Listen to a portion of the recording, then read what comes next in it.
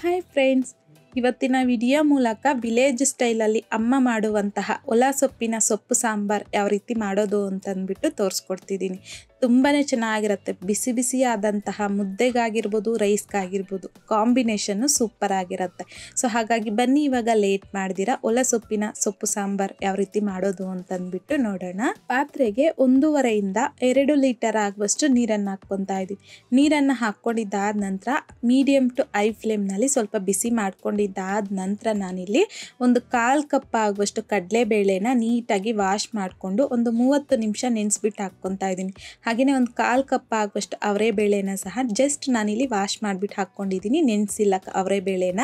ಒಂದು ಮೀಡಿಯಮ್ ಸೈಜಲ್ಲಿರುವಂಥದ್ದು ಈರುಳ್ಳಿನ ಕಟ್ ಮಾಡಿಬಿಟ್ಟು ಹಾಕ್ಕೊಂಡಿದ್ದೀನಿ. ಖಾರಕ್ಕೆ ತಕ್ಕಷ್ಟು ಒಂದು 10 ರಿಂದ 12 ಹಸಿಮೆಣಸಿನ್ಕಾಯಿ, ಒಂದು ಬೆಳ್ಳುಳ್ಳಿನ ಮೇಲ್ಗಡೆ ಸಿಪ್ಪೆ ತೆಗೆದ್ಬಿಟ್ಟು ಹಾಕ್ಕೊಂಡಿದ್ದೀನಿ. ಈಗ ಒಂದ್ಸಲ ಎಲ್ಲ ನೀಟಾಗಿ ಮಿಕ್ಸ್ ಮಾಡ್ಕೊಳ್ಳಿ.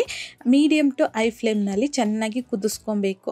ಈ ರೀತಿ ಹುಕ್ಕು ಬರುವಂತಹ ಟೈಮಲ್ಲಿ ಒಂದ್ಸಲ ಮಿಕ್ಸ್ ಮಾಡ್ಕೊಳ್ಳಿ. ಮಿಕ್ಸ್ ಮಾಡ್ಕೊಂಡಿದ್ದಾದ ನಂತರ ಇವಾಗ ನಾವು ಮೀಡಿಯಮ್ ಫ್ಲೇಮ್ನಲ್ಲಿ ಒಂದು 8 ರಿಂದ 10 ನಿಮಿಷ ಬೇಳೆನ ಚೆನ್ನಾಗಿ ಬೇಯಿಸ್ಕೋಬೇಕು. ಒಂದು 10 ನಿಮಿಷ ಆದ ನಂತರ ಚೆಕ್ ಮಾಡ್ಕೊಳ್ಳಿ ಬೆಂದಿದೆಯಾ ಇಲ್ವಾ ಅಂತ ಅಂದ್ಬಿಟ್ಟು. ನನಗಿಲ್ಲಿ ಕರೆಕ್ಟಾಗಿ ಬೆಂದೋಗಿದೆ. ಅಂದರೆ ಒಂದು 80% ಆಗುವಷ್ಟು ಬೇಯಿಸ್ಕೊಂಡ್ರೆ ಸಾಕು. ಸೊಪ್ಪು ಹಾಕಿದ್ದಾದ ನಂತರ ಮತ್ತೆ ಬೇಯುತ್ತಲ್ವ, ಹಾಗಾಗಿ ಈ ರೀತಿ ಒಂದು 80% ಆಗುವಷ್ಟು ಬೇಳೆನ ಬೇಯಿಸ್ಕೊಂಡಿದ್ದಾದ ನಂತರ ಸ್ವಲ್ಪ ಕೊತ್ತಂಬರಿ ಸೊಪ್ಪನ್ನು ಸಹ ಹಾಕ್ಕೊಂಡಿದ್ದೀನಿ. ಜೊತೆಗೆ ನಾನಿಲ್ಲಿ ಒಲ ಸೊಪ್ಪನ್ನು ಸಹ ನೀಟಾಗಿ ಕ್ಲೀನ್ ಮಾಡ್ಕೊಂಡು ತಗೊಂಡಿದ್ದೀನಿ. ಒಂದೇ ಸೊಪ್ಪಿಲ್ಲ, ಇಲ್ಲಿ ಎಲ್ಲ ತರಹದ ಸೊಪ್ಪಿದೆ. ಹಾಗಾಗಿ ಜಸ್ಟ್ ನಾನಿಲ್ಲಿ ಸೊಪ್ಪು ಹೆಸರು ಅನ್ನೋದು ಹೇಳ್ತಿಲ್ಲ. ಒಲ ಸೊಪ್ಪು ಅಂದರೆ ಎಲ್ಲ ಸೊಪ್ಪು ಮಿಕ್ಸ್ ಇರುತ್ತೆ. ಹಾಗಾಗಿ ಈ ಸೊಪ್ಪನ್ನು ನಾನು ಒಂದು 3 ರಿಂದ 4 ಸಲ ನೀಟಾಗಿ ವಾಶ್ ಮಾಡ್ಕೊಂಡು ತಗೊಂಡಿದ್ದೀನಿ. ಸೊ ತುಂಬ ಜನ ಅದಕ್ಕೂ ಸಹ ಕಮೆಂಟ್ ಮಾಡಿ ಕೇಳ್ತೀರಾ, ನಮಗೆ ಒಲ ಸೊಪ್ಪು ಅನ್ನೋದು ಸಿಗೋದಿಲ್ಲ ಅಂತಂದವರು. ಇತ್ತೀಚೆಗೆ ಈ ರೀತಿ ಮಿಕ್ಸ್ ಸೊಪ್ಪು ಅನ್ನೋದು ಸಹ ನಮಗೆ ಒಲ ಸೊಪ್ಪಿನ ಸೊಪ್ಪು ಮಾರ್ಕೆಟಲ್ಲಿ ಕೆಲವರು ಮಾರ್ತಾ ಇರ್ತಾರೆ. ಚೆಕ್ ಮಾಡಿ ಸಿಗತ್ತಾ ಇಲ್ಲ ಅಂತಂದವರು ಸಿಕ್ಕರೆ ತಗೊಬಂದು ಈ ವಿಧಾನದಲ್ಲಿ ನೀವು ಸೊಪ್ಪು ಸಾಂಬಾರನ್ನ ಮಾಡಿ ನೋಡಿ. ಸೊ ಈ ರೀತಿ ವಾಶ್ ಮಾಡ್ಕೊಂಡಿರ್ತಕ್ಕಂಥ ಸೊಪ್ಪನ್ನು ಬೇಳೆ ಬೇಯಿಸ್ಕೊಂಡಿದ್ರಲ್ವ ಅದರಲ್ಲಿಗೆ ಹಾಕ್ಕೊತಾ ಇದ್ದೀನಿ. 2 ಮೀಡಿಯಮ್ ಸೈಜಲ್ಲಿ ಇರುವಂಥದ್ದು ಟೊಮೊಟೊ ಹಣ್ಣನ್ನು ಸಹ ಕಟ್ ಮಾಡಿಬಿಟ್ಟು ಹಾಕ್ಕೊಂಡಿದ್ದೀನಿ. ರುಚಿಗೆ ತಕ್ಕಷ್ಟು ಕಲ್ಲುಪ್ಪನ್ನು ಸಹ ಹಾಕ್ಕೊಂಡು ಐ ಫ್ಲೇಮ್ನಲ್ಲಿ ಒಂದ್ಸಲ ಚೆನ್ನಾಗಿ ಈ ರೀತಿ ಕುದಿಯೋದಕ್ಕೆ ಬಿಡಿ. ಈ ರೀತಿ ಕುದೀತಾ ಇರುವಂತಹ ಟೈಮಲ್ಲಿ ಒಂದ್ಸಲ ಚೆನ್ನಾಗಿ ಮಿಕ್ಸ್ ಮಾಡ್ಕೋಬೇಕು. ಮಿಕ್ಸ್ ಮಾಡ್ಕೊಂಡಿದ್ದಾದ ನಂತರ ಪ್ಲೇಟ್ನ ಕ್ಲೋಸ್ ಮಾಡಿಕೊಂಡು ಮೀಡಿಯಮ್ ಫ್ಲೇಮ್ನಲ್ಲಿ ಒಂದು 8 ರಿಂದ 10 ನಿಮಿಷ ಹಾಗೆ ಬಿಟ್ಬಿಡಿ. ಒಂದು 10 ನಿಮಿಷ ಆದ ನಂತರ ಸೊಪ್ಪನ್ನು ಒಂದ್ಸಲ ಚೆಕ್ ಮಾಡ್ಕೊಳ್ಳಿ ಬೆಂದಿದೆಯಾ ಇಲ್ವಾ ಅಂತಂದ್ಬಿಟ್ಟು. ಈ ರೀತಿ ಸೊಪ್ಪು ತಗೊಂಡು ಬೆರಳಲ್ಲಿ ಸ್ಮ್ಯಾಶ್ ಮಾಡಿದಾಗ ಸಾಫ್ಟ್ ಆಗಬೇಕು. ಈ ರೀತಿಯಾಗಿ ಸೊಪ್ಪನ್ನು ನಾವು ಬೇಯಿಸ್ಕೋಬೇಕು. ಸೊ ನನಗಿಲ್ಲಿ ಕರೆಕ್ಟಾಗಿ ಸೊಪ್ಪು ಸಹ ಬೆಂದೋಗಿದೆ. ಈಗ ಫ್ಲೇಮ್ನ ಆಫ್ ಮಾಡಿಕೊಂಡು ಈ ಸೊಪ್ಪು ಬೇಯೋದಕ್ಕೆ ನೀರು ಹಾಕಿದ್ರಲ್ವ, ಈ ನೀರನ್ನು ಈ ರೀತಿ ಒಂದು ಬೌಲಲ್ಲಿಗೆ ಸ್ಟ್ರೈನ್ ಮಾಡ್ಕೊತಾ ಇದ್ದೀನಿ ಸಪ್ರೇಟಾಗಿ.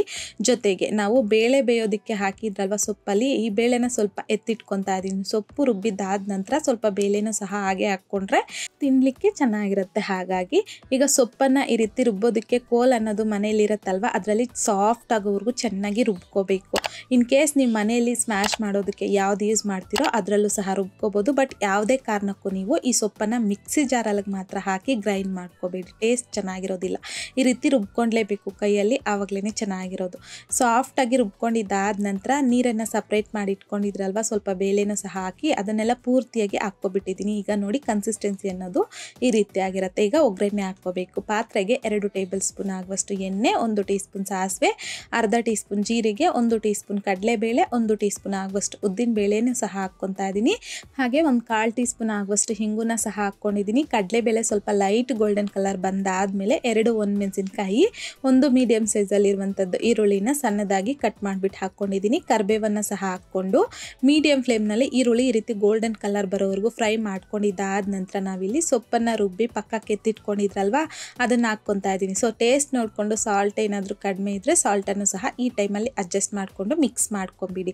ಸೊ ನಾನಿಲ್ಲಿ ನೀರು ಅನ್ನೋದು ಎಕ್ಸ್ಟ್ರಾ ಹಾಕಿಲ್ಲ. ಸೊ ಕರೆಕ್ಟಾಗಿ ನನಗಿಲ್ಲಿ ಸೊಪ್ಪು ಬೇಯೋದಕ್ಕೆ ನೀರು ಹಾಕಿದ್ರಲ್ವ ಅದೇ ನೀರು ನನಗಿಲ್ಲಿ ಕರೆಕ್ಟಾಗಿ ಸರಿ ಹೋಗುತ್ತೆ. ಹಾಗಾಗಿ ನಾನಿಲ್ಲಿ ಎಕ್ಸ್ಟ್ರಾ ನೀರು ಅನ್ನೋದು ಹಾಕಿಲ್ಲ.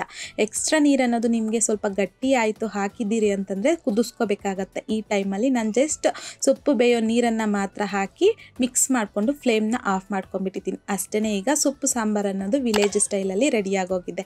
ಈ ವಿಧಾನದಲ್ಲಿ ನೀವು ಮನೇಲಿ ಟ್ರೈ ಮಾಡಿ ನೋಡಿ. ಟ್ರೈ ಮಾಡಿದ್ದಾದ ನಂತರ ನಿಮಗೂ ಸಹ ಟೇಸ್ಟ್ ಯಾವ ರೀತಿ ಬಂತು ಅಂತಂದ್ಬಿಟ್ಟು ಮರಿದೇ ನನಗೆ ಕಾಮೆಂಟ್ ಬಾಕ್ಸಲ್ಲಿ ಕಮೆಂಟ್ ಮಾಡಿ, ಲೈಕ್ ಮಾಡಿ, ಶೇರ್ ಮಾಡಿ. ಮತ್ತಷ್ಟು ಈಸಿ ಆ್ಯಂಡ್ ಸಿಂಪಲ್ ಕ್ವಿಕ್ ರೆಸಿಪೀಸ್ಗೋಸ್ಕರ ದಯವಿಟ್ಟು ನೀವಿನ್ನೂ ನಮ್ಮ ಮೇಘಶ್ರೀಸ್ ಕಿಚನ್ ಚಾನಲ್ನ ಸಬ್ಸ್ಕ್ರೈಬ್ ಮಾಡಿಲ್ಲ ಅಂತಂದರೆ ಸಬ್ಸ್ಕ್ರೈಬ್ ಮಾಡಿ.